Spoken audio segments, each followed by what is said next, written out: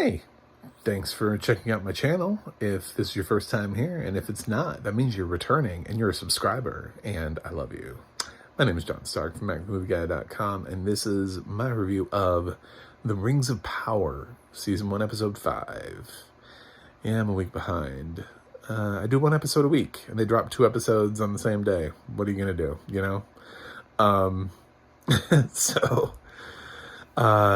yeah, I'm a blind film critic. I don't know what some of the special effects look like. Some of it sounded really cool. The audio description on this show is great. It's just that the show itself sometimes is really hard to follow. Like, this is becoming one of my more challenging watches. I feel like I'm really paying attention. I have to just kind of hone in. I can't casually let my brain drift, because the funny thing is, in my last video, I made a joke about the massive ensemble that keeps expanding with every episode, how we keep getting introduced to new characters in every episode. And they all have these weird names that are actually really hard to remember and follow. And like the one guy's daughter meets this guy Kevin, and I'm like Kevin, like now Kevin has a name. Am I gonna need to remember Kevin? And I'm like, holy shit, I am gonna need to remember Kevin. Look, he's doing something important in this. I guess he's a major character. Damn, I didn't know that Kevin was gonna be that important to the film. You know, it's just so now I don't know who's important, who am I supposed to follow, who's going to be around for multiple episodes, you know, who's going to end up being important in the long run. We keep bouncing around between stories, so it's always hard to include every story that we're following, although this one did manage to kind of bounce around so that we touched. We got Galadriel, we got what's happening with her, and she's trying to get the ship so she can go home, but there are some people that don't believe that she should, that their people need to go to Middle Earth, so they're trying to sabotage, and there's some some general drama with among those people. I don't know what those people are called. I feel like they're just humans, but I know they have like a specific name for their grouping of people. But the people that she's working with over there, the queen and the one guy that follows her around everywhere. Anyway, see, I can't even regurgitate names because of this. Of course, I could remember Galadriel because she's from the movies. And then we touch on what's up with the Hobbitses, which they're not calling hobbits, they're calling something else, Padfoots or something, I don't know. We do touch on them and the stranger, and he has a moment, and it's very dramatic, and it sets up, I don't know, maybe something else for later on down the line. I'm so curious as to who the stranger is, because we could go one of 2 ways here. There are 2 ways that I'm thinking we could go, in my mind. One of them being that this is Sauron, who's lost his mind and doesn't remember he's a bad guy. And the other being that this is possibly Gandalf. You know, like a younger version. I mean, we have Galadriel, so it's not that weird. So I kind of want to know who the stranger is, because, and I've also thought Saruman is also a possibility, and they're just going through like memory loss, you know. But the question is, if it's a dangerous person, what happens when they regain their memory? So we checked in on them. We checked in on Tate, and he still got the hilt of the sword, and they found like a statue, and there was like some backstory there. And we checked in on our buddies, our elf and dwarf team, and the backstory there behind the rock. And, you know, of course, the elf didn't like that he was being used. He found out he was being used, and he found like he betrayed his friendship and goes and apologizes.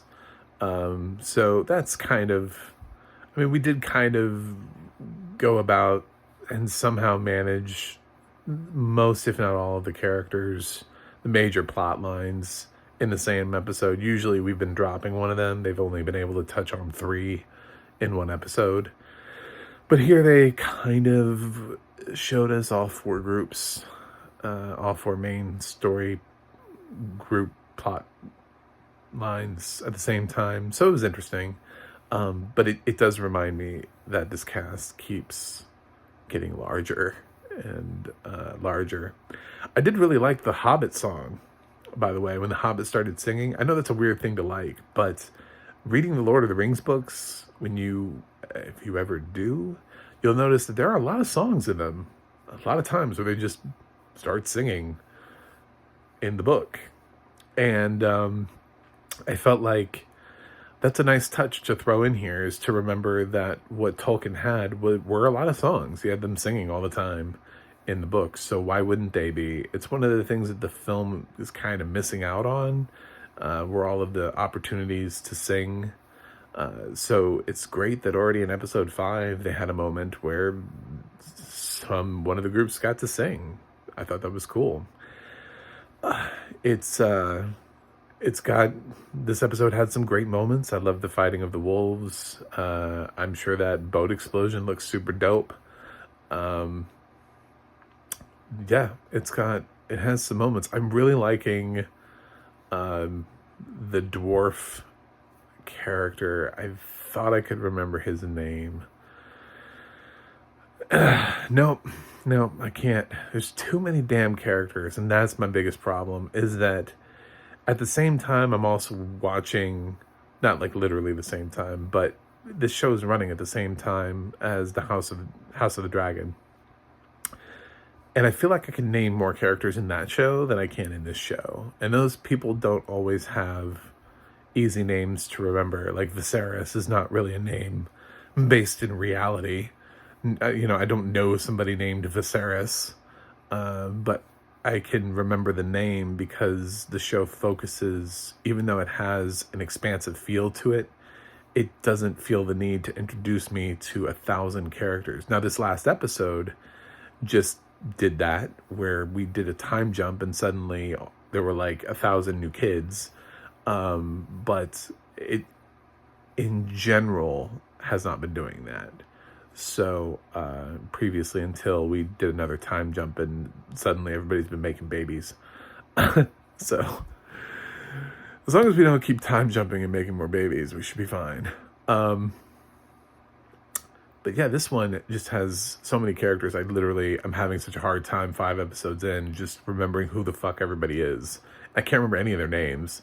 Like, I'm just like, I watch too much TV to memorize names at this point. Like, I've got a couple of them. There's like a Tate and a Kevin, and those are easy to remember names because they're a little bit more based in reality. And of course, Galadriel. But and I think Nori is the main Hobbit, and the Stranger, that's easy to remember. So I'm just struggling with names and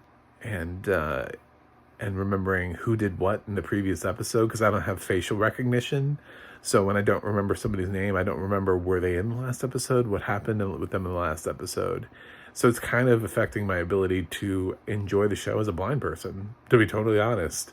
I feel like I have to rewatch all successive episodes before I watch the new one, just so that I can be like fresh in my mind. Be like, okay, so I know who all the characters are. And I don't want to have to keep going back and rewatching all these episodes. So that's not really an option. It just has to be as is. So it's a harder watch for me. So I'm going to give The Rings of Power an A-. Season 1, episode 5, an A-. The action's good, but I'm struggling. I'm struggling here with characters, guys. It's a lot. So anyway, thanks for watching. I'm trying to get to 100 by the end of the year. So if you could subscribe, that would be great. If you could, let me know what you think in the comments. That's also cool. We can have conversations. You can go to my website, actthemovieguy.com, for more reviews from me. You can go to the audio description project. It'll let you know what else has audio description and where you can watch it. And the adna.org will let you know who's describing what's. That's it for me today. I got to go review something else, but I will see you on the other side.